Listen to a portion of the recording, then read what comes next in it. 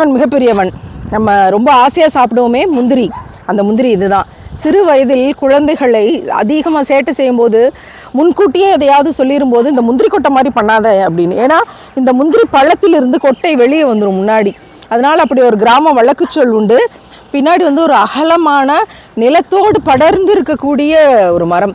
அப்படியே அல்லாஹ்வினுடைய பெருமைகளை பார்த்து கையேந்தி துவா செய்கிற மாதிரியான நீண்ட நெடிய வரிசை. இந்த சாலை முழுக்கவும் முந்திரி மரங்கள் தான். சுபஹானல்லாஹ். அத்தனை செய்திகளை சொல்லுது. இது ரொம்ப இனிப்பும் இல்லாமல் துவர்ப்பும் இல்லாமல் ரெண்டும் கலந்து தொண்டையை பிடிக்குது. இது துணியில் பட்டால் அவ்வளோ கரையாயிரும், அதனால் பார்த்து சாப்பிடுங்க.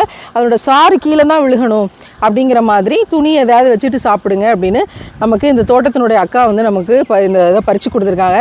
அவங்களுக்கு நம்மளோட நன்றிகள். கேட்ட உடனேயும் அவங்க பறித்து இதை கொடுத்து அன்புள்ளங்கள் என்னோட 2 சகோதரி அப்படின்னு கேட்கும்போது இதுக்கு எதையும் கேட்கலை. அவங்க இதுக்கு காசு தருவீங்களான்னு கேட்கல. ரொம்ப சந்தோஷமாக இதை பறித்து தந்திருக்காங்க. இப்படியான அன்புள்ளங்களுடைய கூடிய இந்த பயணத்தில் சுபஹானல்லாஹ் இந்த நிறம் எங்கிருந்து வந்தது?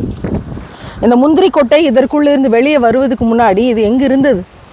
இது எப்படி வெளியே வந்தது? அவ்வளவு புரதச்சத்தோடு எப்படி நமக்கு உணவானது? இதெல்லாம் தானாக நடக்கும்னு யாராவது சொன்னால் நம்ப முடியுமா? இறைவன் இதை நமக்காக படைத்து தந்ததாக திருக்குரானில் சொன்ன சத்தியத்தை நினைவு கூர்ந்து அதிகமாக அல்லாஹ்வுக்கு நன்றி செலுத்துகிறோம். சுபஹானல்லாஹ். பழங்களோடு இன்னைக்கு ஒரு அருமையான பயணம். அல்ஹம்துலில்லாஹ்.